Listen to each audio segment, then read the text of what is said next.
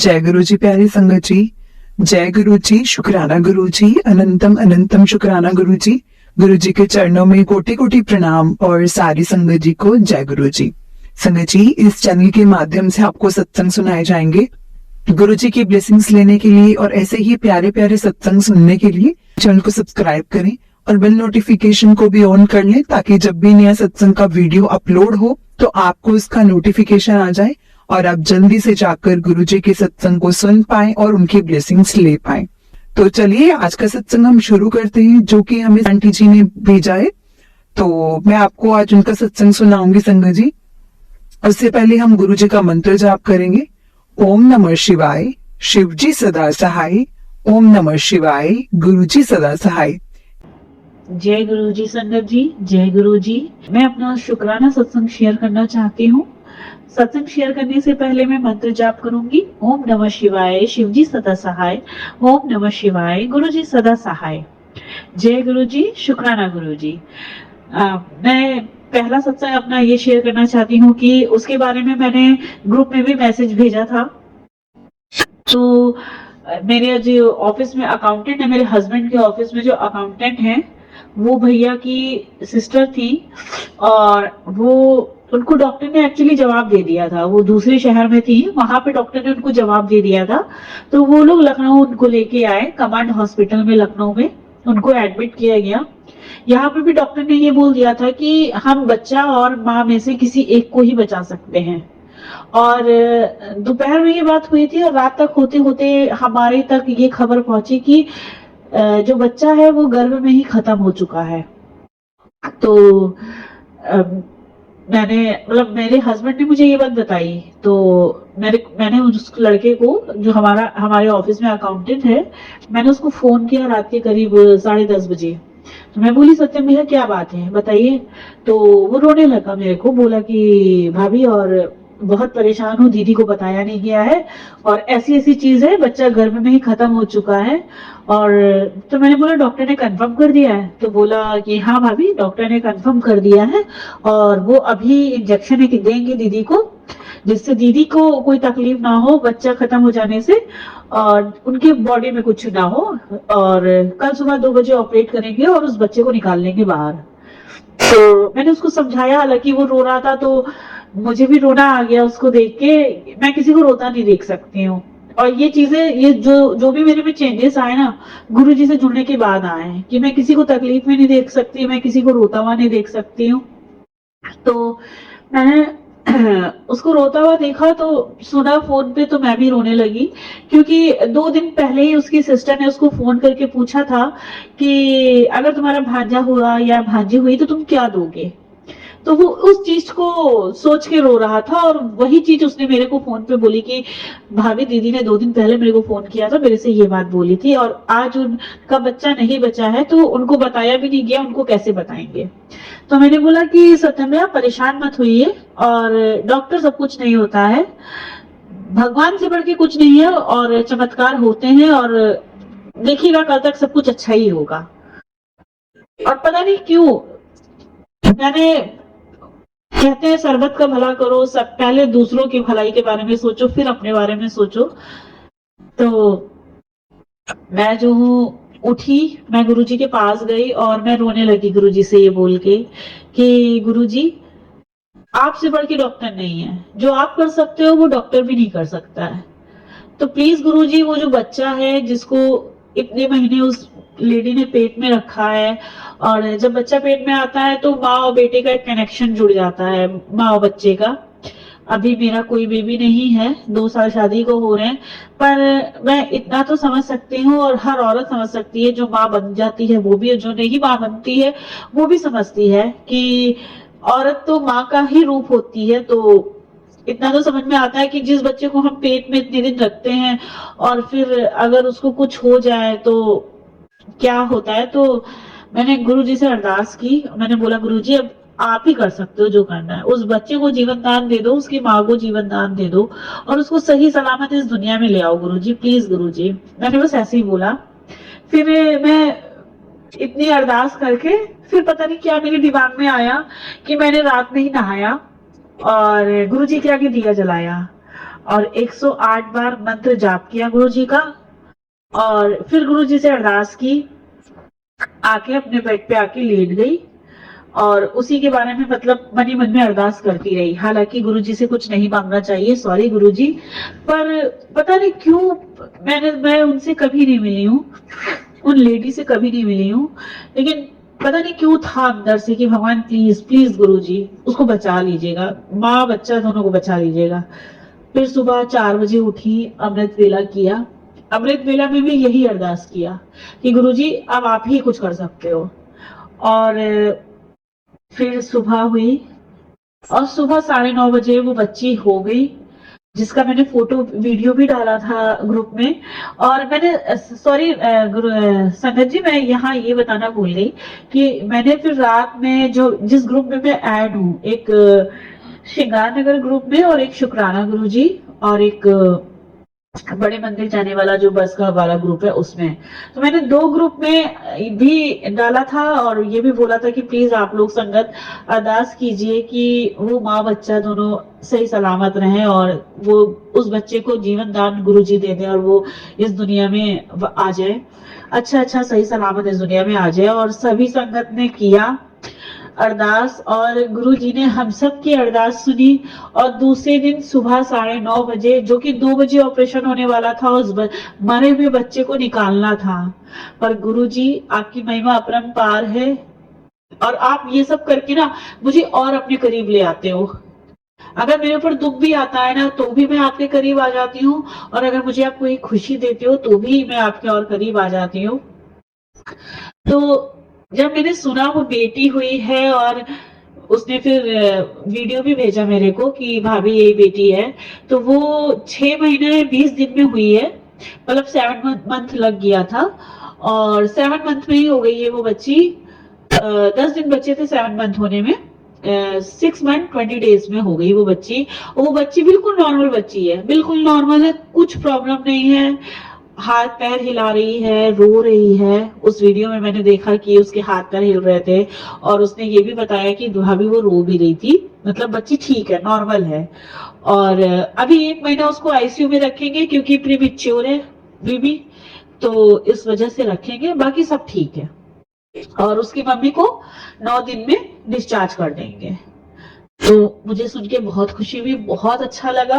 और एक चीज यहाँ मैं ये जरूर शेयर करूंगी कि जब हम अपने बारे में कोई चीज अरदास करते हैं और वो अरदास पूरी होती है तो बहुत खुशी होती है, लेकिन अगर हम जब किसी और के बारे में अरदास करते हैं और जब वो अरदास पूरी होती है किसी और के लिए, तो इतनी खुशी होती है कि उस दिन जब मैंने सुना ना, मुझे इतनी खुशी हुई कि जैसे वो मेरा ही बच्चा हो। ऐसा लग रहा था कि जैसे मैं ही उसकी माँ हूँ, जैसे लग रहा था कि मेरा ही बच्चा इस दुनिया में सही सलामत आ गया है। ऐसा मतलब पता नहीं मुझे क्या मिल गया था, मैं इतनी खुश थी, मतलब उस खुशी को मैं बयान नहीं कर सकती हूँ कि मैं कितनी खुश थी।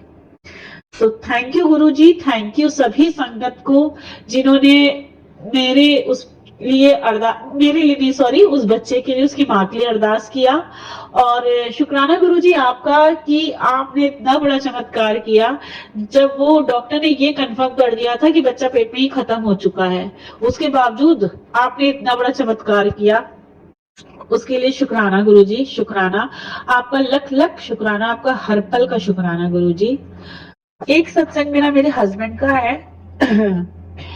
अभी थोड़े दिन पहले मेरे हस्बैंड एडमिट हुए थे, उनका एल्कालाइन बढ़ा हुआ है क्योंकि वो ड्रिंक बहुत ज्यादा करते हैं, उनके लीवर में सूजन भी थी और लीवर में इन्फेक्शन भी था। तो मैं बहुत परेशान थी, 5-6 दिन वो एडमिट थे, बट गुरुजी ने उनको बिल्कुल ठीक कर दिया। उनका फीवर नहीं जा रहा था, बिल्कुल नहीं जा रहा था फीवर, सुबह शाम हर वक्त फीवर रहता था। डॉक्टर ने बताया कि जो उनके लीवर में इन्फेक्शन हुआ था उसकी वजह से फीवर आ रहा है। पहले हम लोग सोच रहे थे कि वायरल है, बट वायरल नहीं था, वो एक्चुअली वही था, एल्कालाइन बढ़ने से और जो इन्फेक्शन था लीवर में उसकी वजह से फीवर आ रहा था। तो मेरे हस्बैंड, हालांकि उन्होंने ड्रिंक कभी भी नहीं छोड़ी है, वो पी रहे हैं, मगर दवाई भी उन्होंने खाई और वो अब बिल्कुल ठीक है, उन्हें फीवर भी नहीं आ रहा है। और अनन्या मैम को भी मैं शुक्राना करूंगी कि अनन्या मैम की वजह से ही ये संभव हो पाया है, क्योंकि गुरुजी ने ही मुझे अनन्या मैम से मिलवाया। अनन्या मैम ने अनन्या मैम चीफ एडिटर हैं जो, उनकी मैं बात कर रही हूँ।